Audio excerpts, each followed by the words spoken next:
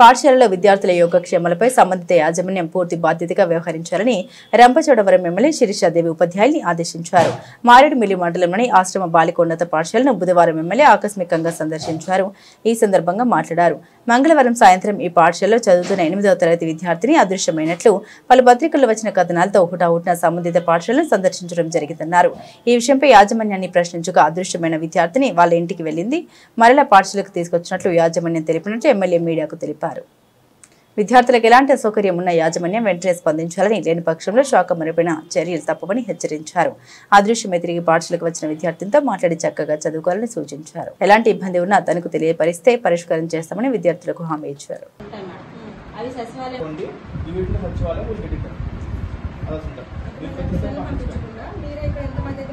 అయితే ఈ రోజు పేపర్ లో రావడం జరిగింది. మన మారేడుమిల్లి మండలంలో ఆశ్రమ బాలికల పాఠశాలలో ఒక పాప మిస్ అయిందన్న వార్త మేము మార్నింగ్ చూడగానే వెంటనే స్కూల్ కి రావడం జరిగింది. ఇక్కడ సిబ్బందితో కూడా మాట్లాడాము.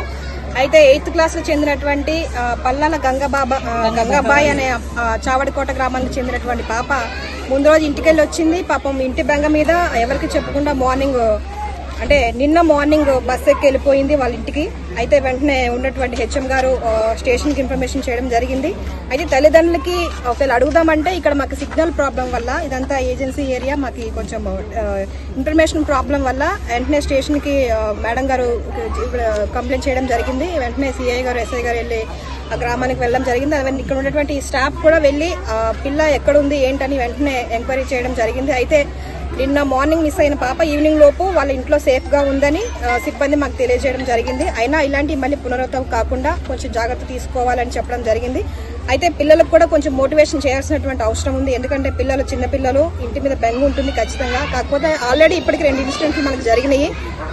రంపచోడవరంలో ఉన్నటువంటి ఒక పాఠశాలలో 2 పిల్లలు ఇంటికి వెళ్తున్నామని ఎవరికి చెప్పకుండా వెళ్ళిపోయి పాపం సడన్ గా వాగులో పడిపోయి చనిపోయినటువంటి పరిస్థితులు మనం చూస్తూనే ఉన్నాం.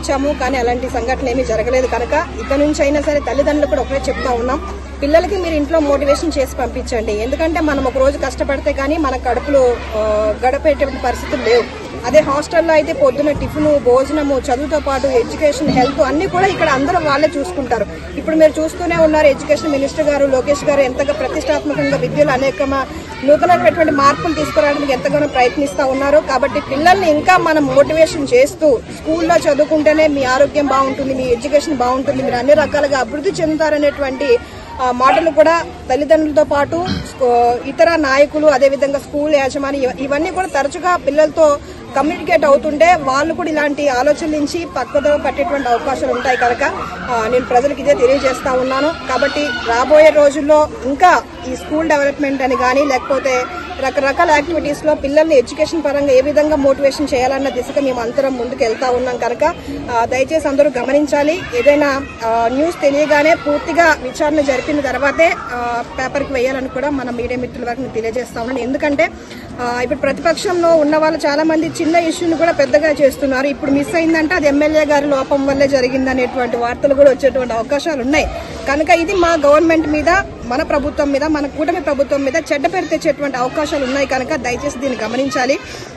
సంవత్సరం మనం ఎమ్మెల్యేగా అయినటువంటి సంవత్సరం లోపే కూటమి ప్రభుత్వం ఎన్నో అభివృద్ధి సంక్షేమ కార్యక్రమాలు చేస్తూ ప్రజల కోసం, ప్రజల ఆరోగ్యం కోసం అనుదినం కష్టపడేటువంటి పార్టీ కూటమి పార్టీ అని కూడా మరొకసారి తెలియజేస్తూ దయచేసి ఎటువంటి అపోహలకు తావు ఇవ్వకుండా వాస్తవాలను మాత్రం వెలుగులోకి తీయాలి. అదేవిధంగా ఏదైనా ఇబ్బంది అయినా సరే వెంటనే స్థానికంగా మేము ఎమ్మెల్యేగా మేము ఉన్నాం కనుక మా దృష్టిలో ఖచ్చితంగా పెట్టండి, దాన్ని రెక్టిఫై చేయడానికి మేము ముందుంటామని తెలియజేస్తా ఉన్నాం. అదేవిధంగా ఇక్కడ స్థానికంగా ఉన్నటువంటి ఎస్ఐసిఐ గారు కూడా ఏ ఇష్యూ అయినా సరే టూరిజం సంబంధించి కానీ లేకపోతే పిల్లలకు సంబంధించి కానీ ఇతర యాక్టివిటీస్ ఏ సంబంధించిన సరే వాళ్ళు వెంటనే రియాక్ట్ అవుతున్నారు, దాన్ని స్పందిస్తున్నారు, దాన్ని రెక్టిఫై చేస్తున్నారు. కనుక దయచేసి ప్రజలు ఏ సమస్యలు ఉన్నా సరే దగ్గరలో స్టేషన్కి వెళ్ళండి, లేకపోతే ఎంఆర్ ఆఫీస్కి వెళ్ళండి, లేకపోతే నేను హెడ్ క్వార్టర్లో రంపచోడవరంలోనే ఉంటున్నాను, సమస్యను మాకు తెలియజేయండి. ఖచ్చితంగా దాన్ని పరిష్కరించే దిశగా మేము ముందుకెళ్తామని ప్రజలకు తెలియజేస్తా ఉన్నాను. Thank you. అవునండి, గతంలో లాస్ట్ టైం 19 ఆ టైంలో మనం ఉన్నప్పుడు, మన తెలుగుదేశం ప్రభుత్వం ఉన్నప్పుడు స్కూళ్ళలో ఏఎన్ఎంస్ ఉండేవాళ్ళు.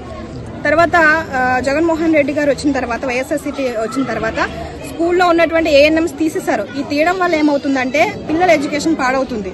అంటే ఏ విధంగా అంటే ఏదైనా పిల్లలకు బాగాలేదంటే అక్కడ ఉన్నటువంటి టీచర్సే హాస్పిటల్ తీసుకెళ్లాల్సి వస్తుంది. ఇక్కడ నుంచి రంపచోడవరం నుంచి రాజమండ్రి నుంచి కాకినాడ, అంటే టోటల్ గా ఆ పీరియడ్ యొక్క ఎవరైతే మాస్టర్ ఉన్నారో చెప్పేటువంటి సబ్జెక్ట్ టీచర్ ఉన్నారో ఆ పిల్ల వెనకాల తిరగడం వల్ల, ఆ పిల్లకి హాస్పిటల్ తీసుకెళ్లడం వల్ల, ఆ సమస్యను ఈయన దగ్గర తీసుకెళ్లడం వల్ల ఆ పిల్లవాడు కొంచెం మిస్ అవుతున్నాడు, ఆ సబ్జెక్ట్ ని కోల్పోతా ఉన్నాడు. ఈ విధంగా చాలా సమస్యలు ఉన్నాయి. ఆల్రెడీ మేము మన ట్రైబల్ మినిస్టర్ గారి దృష్టిలో పెట్టాము, ముఖ్యమంత్రి గారి దృష్టిలో కూడా పెట్టడం జరిగింది. త్వరలోనే ఏదైతే ఇక్కడ ఏఎన్ఎం పోస్టర్స్ స్కూల్స్ లో పెండింగ్ లో ఉన్నాయో అవి ఆప్ చేశారు, త్వరగానే అవి భర్తీ చేయమని ముఖ్యమంత్రి గారు చెప్పడం జరుగుతుంది. మళ్ళీ నేను అసెంబ్లీకి వెళ్ళినాగానే ఖచ్చితంగా ఈ విషయంపై కూడా మాట్లాడతాము. అయితే చాలా సిబ్బంది కొరత అనేది మనకు చాలా ఉంది. ఇప్పటికే నేను లాస్ట్ రీసెన్స్ లో కూడా మాట్లాడడం జరిగింది. ఐటీడీలో పరిధిలో ఉన్నటువంటి చాలా బ్లాక్ లాగ్ పోస్టులు ఉన్నాయి, కాంట్రాక్ట్ బేసిక్ ఇటువంటి ఉన్నటువంటి పోస్టులన్నీ కూడా త్వరగా భర్తీ చేస్తే ఏజెన్సీలో ఉన్నటువంటి సమస్యలు కొంచెం వరకు రెక్టిఫై అయ్యేటువంటి అవకాశం ఉందని నేను అసెంబ్లీలో గలవెత్తడం జరిగింది. మళ్ళీ ఒకసారి నేను మా ప్రభుత్వం దృష్టికి తీసుకెళ్లి ఖచ్చితంగా దీనిపై సమగ్ర విచారణ జరిపి ఖచ్చితంగా న్యాయం చేసే బాధ్యత తీసుకుంటామని తెలియజేస్తా ఉన్నాను. Thank you.